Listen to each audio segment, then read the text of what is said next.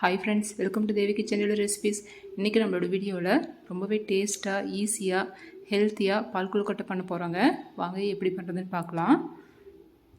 இந்த பால் கொழுக்கட்டை பண்ணுறதுக்கு கேரட் எடுத்துக்கலாம். ஒரு கேரட் எடுத்துருக்கேன். இதை வந்துட்டு சீவிட்டு நல்லா கட் பண்ணி எடுத்துகிட்டு வந்துடலாம். பாருங்கள், இந்த மாதிரி நல்லா கட் பண்ணிவிட்டு ஸ்டவ்வில் ஒரு பாத்திரத்தில் ஒரு கிளாஸ் தண்ணி விட்டு நம்ம கட் பண்ணி வச்சுருக்க கேரட்டை சேர்த்துக்கலாம். கேரட் பார்த்திங்கன்னா நல்லா வெந்து வரட்டும். மூடி போட்டு வச்சிடலாம். சீக்கிரமாக வெந்துடும். கேரட் வெந்ததுக்கப்புறம் பார்க்கலாம். பார்த்திங்கன்னா நல்லா தண்ணி கொதிஞ்சிட்ருக்கு. கேரட் நல்லா வெந்துருச்சு. கேரட் மட்டும் தண்ணி வடிச்சிட்டு ஒரு மிக்ஸி ஜாரில் சேர்த்துக்கலாம். சேர்த்துட்டு இதை நல்லா மையம் அரைச்சிட்டு வந்துடலாம். பாருங்கள், இந்த மாதிரி நல்லா இந்த மாதிரி மையம் அரைச்சிக்கலாம். அது இருக்கட்டும். இப்போ நம்ம கேரட் வேக வச்ச தண்ணியோட இன்னும் ஒரு டம்ளர் எக்ஸ்ட்ரா தண்ணியை ஊற்றிட்டு தண்ணியை கொதிய வச்சுக்கலாம். தண்ணி பார்த்திங்கன்னா நல்லா தளன்னு நல்லா கொதியணும். பாருங்கள், தண்ணி நல்லா கொதிஞ்சிருச்சு. ஸ்டவ் ஆஃப் பண்ணிக்கலாம். இப்போது ஒரு பாத்திரத்தில் அகலமான பாத்திரம் எடுத்துகிட்டு அதில் ஒரு கப் அளவுக்கு அரிசி மாவு சேர்த்துக்கலாம். இது கடையில் வாங்கின அரிசி மாவு, பச்சரிசி மாவு. இப்போ இதோட நம்ம அரைச்சி வச்சுருக்க கேரட் விழுதை சேர்த்துக்கலாம். சேர்த்துட்டு இதோட இந்த மாவுக்கு தேவையான அளவு கொஞ்சமாக உப்பு சேர்த்துக்கலாம். ஒரு 2 சிட்டிகை அளவு சேர்த்தா போதும்.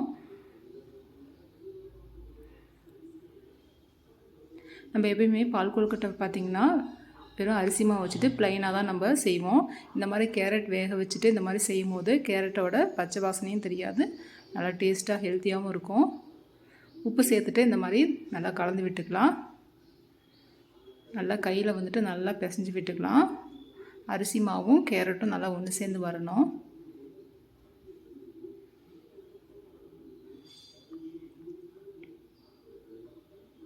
பாருங்கள், இந்த மாதிரி நல்லா ஒன்று சேர்ந்து வரணும்.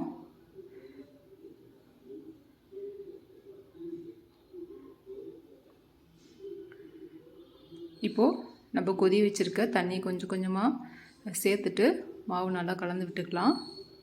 கொஞ்சம் கொஞ்சமாக சேர்த்துட்டு கலந்து விட்டுக்கலாம். தண்ணி நல்லா சூடாக இருக்கணும்.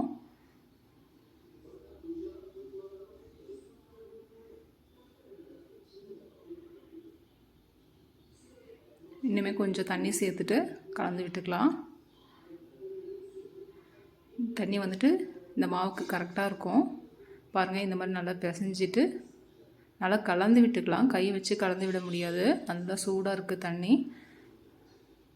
நல்லா கலந்து விட்டுட்டு ஒரு மூடி போட்டு வச்சிடலாம். இந்த சூட்லேயே மாவு வந்துட்டு பார்த்திங்கன்னா நல்லா வெந்து வந்துடும்.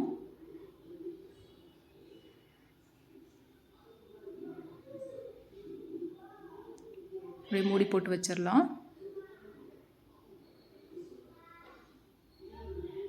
ஒரு நிமிஷம் அப்படியே இருக்கட்டும். அதுக்கப்புறம் நம்ம நல்லா பிசைஞ்சிக்கலாம். மாவு நல்லா சாஃப்டாகிடும். மாவு பார்த்திங்கன்னா ஒரு நிமிஷம் நல்லா மூடி போட்டு வச்சுட்டோம். மாவு நல்லா சாஃப்டாக இருக்குது பாருங்கள். இப்போது நம்ம நல்லா கை வச்சு நல்லா பிசைஞ்சிக்கலாம். நல்லா அழுத்தம் கொடுத்து நல்லா பிசைஞ்சிக்கலாம். நம்மளோட சப்பாத்தி மாவோட நல்லா சாஃப்டாக இருக்கும் மாவு. பாருங்கள், நல்லா பிசைஞ்சிட்டோம். நல்லா சாஃப்டாக இருக்குது பாருங்கள் மாவு. கேரட் சாப்பிடாத பசங்களுக்கெல்லாம் இந்த மாதிரி செஞ்சு தரும்போது நல்லா விரும்பி சாப்பிடுவாங்க. இப்போ பாருங்கள், மாவு ரெடி ஆகிடுச்சு. இப்போது இந்த மாவுலேருந்து சின்ன சின்ன உருண்டையை பிடிச்சிக்கலாம். நம்ம எப்பயும் பால் கொழுக்கட்டை செய்வோம் இல்லையா, அது மாதிரி பிடிச்சிக்கலாம். நமக்கு எந்த ஷேப்பில் பிடிக்கணுமோ அந்த ஷேப்பில் நம்ம செஞ்சுக்கலாம்.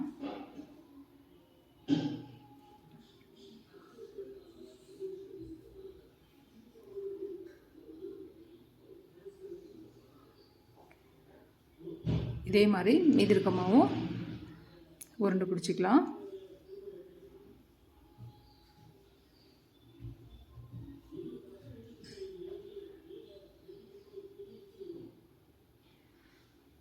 ரொம்பவே ஈஸியாக பண்ணிடலாங்க. சீக்கிரமாக ஒரு 15 நிமிஷத்தில் ரெடி பண்ணிடலாம்.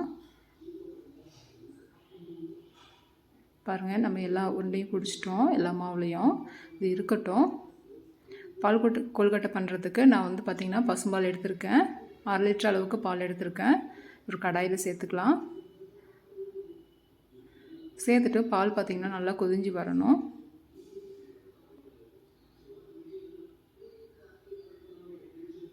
நல்லா தண்ணி கலக்காத பாலாக எடுத்துக்கலாம். அப்போ தான் பால் கொழுக்கட்டை வந்து நல்லா டேஸ்ட்டாக இருக்கும். பால் பார்த்திங்கன்னா நல்லா கொதி வந்துட்டுருக்கு. நல்லா ஓரத்துலலாம் நல்லா இந்த மாதிரி பாலாடையெல்லாம் நல்லா எடுத்து விட்டுட்டு நல்லா காய்ச்சிக்கலாம்.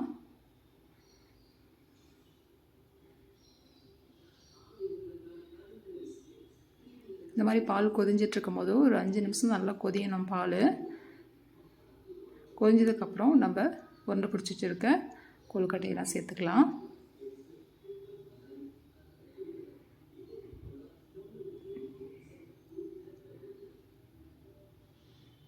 எல்லாமே சேர்த்தாச்சு. இப்போது கரண்டி வச்சுட்டு நல்லா கலந்து விடாமல் அப்படியே விட்டுறலாம். நல்லா வெந்து வரட்டும். சீக்கிரமாக வெந்துடும். ஒரு 5 நிமிஷத்தில் சீக்கிரமாக வெந்துடும். பாருங்கள், பால் கொதிஞ்சதுக்கப்புறம் தான் நம்மளோட உருண்டையெல்லாம் சேர்க்கணும். இல்லைன்னா வந்துட்டு பால் கொதிக்கிறதுக்கு முன்னாடி நம்ம சேர்த்துட்டோம்னா கரைஞ்சிரும் நம்மளோட கொழுக்கட்டையெல்லாம். பால் கொதிஞ்சதுக்கப்புறம் சேர்க்கும் போது நல்ல உருண்டையாக அப்படியே இருக்கும். நல்லா வெந்து வந்துடும்.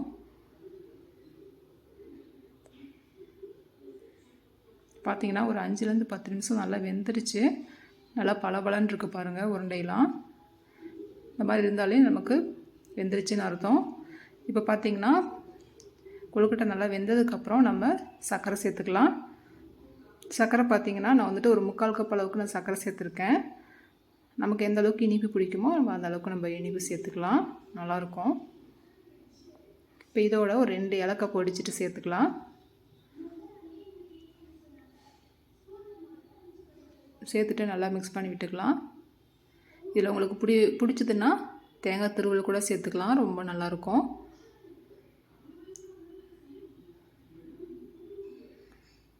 பால் கொழுக்கட்டை பார்த்திங்கன்னா ரெடி ஆகிடுச்சு. டேஸ்ட்டாக இருக்கும். பார்க்குறதுக்கும் சூப்பராக இருக்குது பாருங்கள். ரொம்பவே ஹெல்த்தியாகவும் இருக்கும்.